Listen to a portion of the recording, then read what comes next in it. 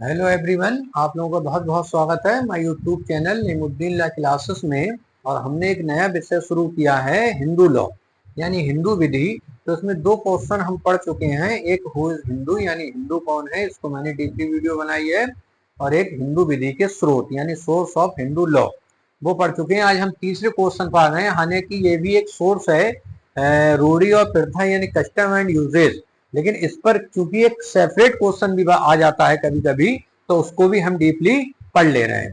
Question क्या होता है ये मैंने बताया था। हिंदू लॉ आपके 4-5 जगह आता है, बीएलएलबी में भी आता है, एलएलबी फर्स्ट सेमेस्टर में भी है, बिहार पीसीएसजे प्री और मेंस दोनों में आता है, उत्तराखंड प्री और मेंस दोनों में आता है, यूपी पीसीएसजे मेंस में और एचजीएस मेंस दोनों में आता है, और मध्य प्रदेश भी आता है। तो और बड़ी बात यह है कि ये नेट के पेपर में भी आता है।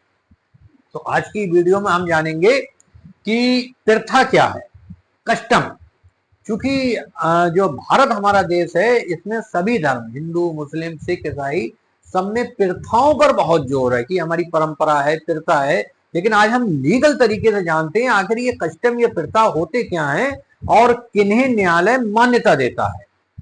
तो क्वेश्चन ये बनता है आपसे कि प्रथा को परिभाषित कीजिए, हिंदू विधि के अंतर्गत प्रथा की आवश्यकता बताइए। तो प्रथा की जो परिभाषा है, चूंकि अब इसकी परिभाषा गढ़ दी गई है, अब वो बताई गई है हिंदू विवाह अधिनियम 1955 की धारा 3A में। तो ये कहा गया, रूढ़ी एवं प्रथा को हिंदू विवाह अधिनियम की धारा सेक्शन 3 सब क्लॉज ए में परिभाषित किया गया है। रूढ़ी एवं प्रथा से अभिप्राय है एक ऐसा निरंतर चलन, मतलब एक निरंतर चलन है जो चला आ रहा है। जैसे भाई शादी होती है तो कुछ बरमाला होती है, सप्तपदी होती है, तो ये सब प्रथाएं तो हैं कि निरंतर चलन जिसने हिंदुओं में विधि का बल प्राप्त कर लिया है। किसका बल प्राप्त कर लिया है? विधि का बल प्राप्त कर लिया है। और ऐसा चलन लोक नीति, ये दो चीज बहुत महत्वपूर्ण है, लोक नीति एवं विधि के विरुद्ध नहीं है। ये पढ़ेंगे हम। दूसरी चीज इसको समझेंगे, प्रथा के आवश्यक तत्व क्या है। तो 7 यानी 7 पॉइंट बताए गए हैं जो किसी प्रथा को वैध मानने के लिए आवश्यक हैं।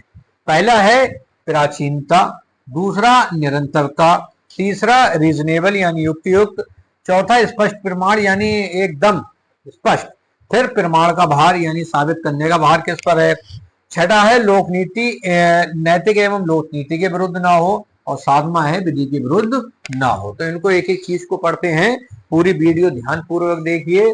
ये आपके प्री और मेंस और नेट के पेपर सब में बहुत काम आने वाली वीडियो है। तो जानते हैं, फिर पहले प्रथा को जानते हैं कि प्रथा क्या है। तो ये क्या क्या, कस्टम यानी प्रथा की परिभाषा। प्रथा हम ऐसे नियमों का बोध कराती है जो किसी निश्चित परिवार में या निश्चित प्रदेश में अथवा निश्चित वर्ग में अधिक दिनों के प्रयोग से विधि को स्थान प्राप्त कर लेती है। लेकिन हमें यही याद करना है, ये तो एक किताबी भाषा है। दूसरी बात यह है कि प्रथा के जो आवश्यक तत्व हैं, परिभाषा आप समझ गए, क्या होना चाहिए, निरंतर चलन होना चाहिए, विधि का बल प्राप्त कर लिया हो, लोकनीति और विधि के विरुद्ध ना हो। तो पहला जो इसका आवश्यक तत्व है वो है प्राचीनता। तो प्राचीनता में ये कहा गया है कि एक केस आया था, आई शिरोमणि बनाम आई हेम कुमार तथा अन्य AIR 1968 सुप्रीम कोर्ट के बाद में सुप्रीम कोर्ट ने एक निर्णय में प्रथा के विषय में यह कहा कि किसी भी प्रथा को मान्यता प्रदान करने के लिए तथा न्यायालय द्वारा उसे अपनाए जाने के लिए यह आवश्यक नहीं है कि प्रथा प्राचीन हो, निश्चित और युक्त भी हो सकती है। ये सुप्रीम कोर्ट का केस है।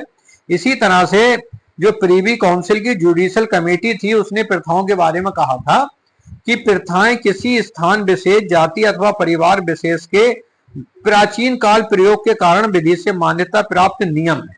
मतलब प्राचीन काल से, जैसे शादी है प्राचीन काल से चली आ रही है, तो वो एक अब नियम बन गया है।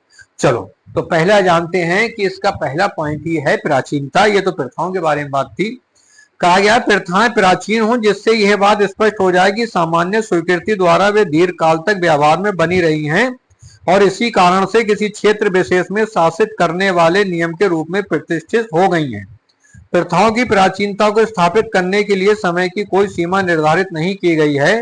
आंग्ल विधि में यह माना गया है कि वह पता नहीं कब से हो, मतलब उनका कोई विशेष ज्ञात ना हो।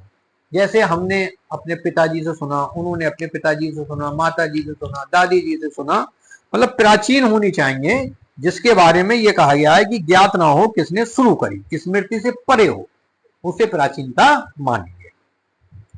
दूसरा जो पॉइंट है वो है निरंतर या अपरिवर्तनशीलता, यानी वो प्रथा चली आ रही है और उसे बदला नहीं गया है। तो इसमें कहा गया प्रथाओं की वैधता के लिए आवश्यक है कि उनमें निरंतरता हो, अर्थात लगातार उनका पालन किया गया हो। यदि किसी प्रथा में निरंतरता का लक्षण विद्यमान न रहा हो तो वह प्रथा प्राचीन नहीं मानी जा सकती। इस प्रकार निरंतरता के अभाव में प्रथाओं को विधिक अस्तित्व भी प्रदान नहीं किया जा सकता। किसी बड़े क्षेत्र में प्रचलित किसी प्रथा का केवल 2 या 1 बार पालन न किया जाना उसकी निरंतरता में त्रुटि नहीं माना जाएगा, मतलब वो निरंतर उसका पालन होता रहा हो। अब पॉइंट 3 पर आते हैं, युक्त यानी रीजनेबल।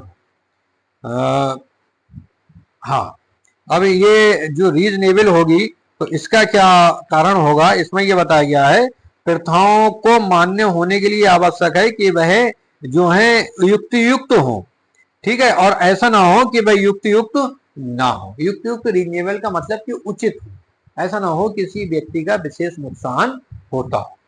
अब चौथे पर आते हैं, 4th पॉइंट पर, स्पष्ट प्रमाण। तो इसमें कहा गया है कि किसी भी प्रथा को सिद्ध करने का भार उस व्यक्ति पर होता है जो प्रथा के अस्तित्व में होने का दावा करता है।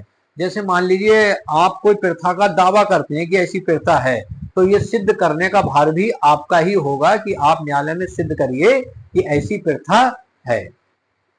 ठीक, तो सिद्ध करने का भार उसी पर होता है जो ये दावा करता है कि ऐसी प्रथा है और मूल रूप से चली आ रही है और हमारे परिवार ने त्याग नहीं दिया है। ठीक, अब है प्रमाण भार हो गया। अब नैतिक एवं लोक नीति के विरुद्ध, यानी किसी भी प्रथा को नैतिकता व लोक नीति के विरुद्ध नहीं होना चाहिए। प्राचीन ग्रंथों में यह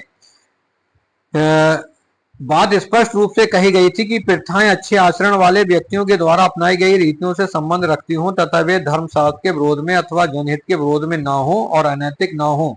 किसी भी प्रथा के लिए यह निश्चित करना कि वे अनैतिक हैं या नहीं इस बात से स्पष्ट होगा कि पूरे समाज में ना कि उनके किसी एक वर्ग में अनैतिक समझी जाती हैं या नहीं लोक नीति के विरुद्ध होने वाली रूढ़ियां अमान्य और शून्य होती हैं। ठीक, तो ये चीज हो गई। अब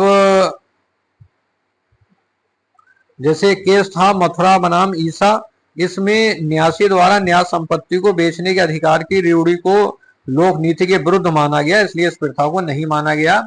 लास्ट में है विधान एवं अधिनियमों के विरुद्ध ना हो, यानी विधि के विरुद्ध ना हो। तो किसी भी प्रथा के वैध होने के लिए यह आवश्यक है कि वह किसी विधान अथवा अधिनियम के विरुद्ध ना हो। अगर कोई प्रथा, जैसे पहले काफी ज्यादा एक प्रचलन था, कुछ ही समुदाय में प्रथा रह गई है 2 विवाह की। पहले एक आम था 2-4 विवाह आदमी कर लेता था, लेकिन अब एक ही विवाह कर सकता है हिंदू विवाह अधिनियम की धारा 5(1) के अंतर्गत। तो अब ऐसी प्रथाओं को खत्म कर दिया गया। तो लास्ट में यही कहा गया है। अब बात आती है क्या वर्तमान हिंदू विधि में प्रथाओं का कुछ महत्व बचा भी है, क्योंकि ज्यादातर हिंदू जो लॉ है वो कोडिफाइड हो चुका है। तो कहा गया वर्तमान हिंदू विधि के अंतर्गत प्रथाओं को विशिष्ट स्थान दिया गया है। हिंदू विवाह अधिनियम 1955 के अधीन प्रथाओं को प्रामाणिकता के आधार पर सपिंड एवं प्रतिसिद्ध संबंधों में भी विवाह की अनुमति दे दी गई है। इसी प्रकार विवाह संस्कार को प्रचलित प्रथाओं के आधार पर संपन्न किए जाने की व्यवस्था की गई है। हिंदू दत्तक ग्रहण भरण पोषण अधिनियम 1956 के अधीन 15 वर्ष से अधिक आयु के बालक अथवा बालिकाओं को प्रथाओं की प्रामाणिकता के आधार पर दत्तक ग्रहण में लिया जा सकता है। इस प्रकार प्रथाओं को विधिक मान्यता प्रदान कर वर्तमान अधिनियमों ने उनकी महत्ता को कायम रखा है। वैवाहिक मामले हो, उत्तराधिकार के हिंदू अभ्यास के शरीर एवं संपत्ति के संरक्षण से संबंधित मामले हो, सभी में प्रथाओं को महत्व दिया गया है।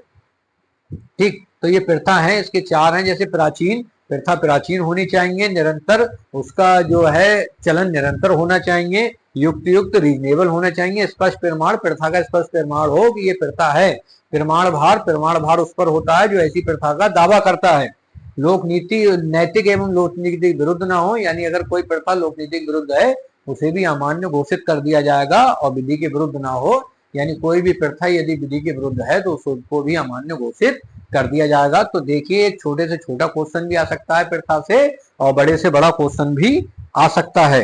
एक केस है कि राम लक्ष्मी अम्माल बनाम शिवांथा पेरुमल सेथुरैया। इस वाद में कहा गया कि उत्तराधिकार की सामान्य विधि को रूपांतरित करते हुए विशेष प्रथा की आवश्यकता है कि उन्हें प्राचीन और अभिन्न होना चाहिए, और यह भी आवश्यक है कि उन्हें स्पष्ट तथा असंदिग्ध साक्ष्य द्वारा इस प्रकार साबित किया जाना चाहिए। केवल ऐसे साक्ष्य द्वारा यह है कि न्यायालय उसके अस्तित्व से आश्वस्त हो सकता है, और उनमें प्राचीन तथा निश्चितता की शर्तें हैं केवल जिन पर मान्यता का उनका विधिक हक आधारित है।